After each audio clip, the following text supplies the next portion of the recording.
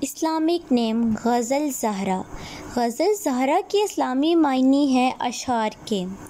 غزل زہرا کا نام لڑکیوں کے ناموں میں شمار ہوتا ہے۔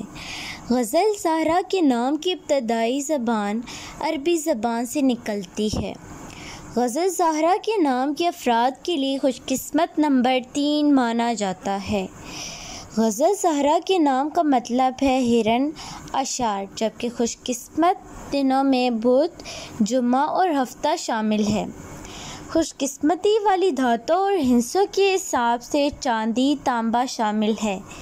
غزل زہرا کے نام کے افراد کے لیے موافق رنگوں میں پیلا، نیلا، سفید شامل ہے۔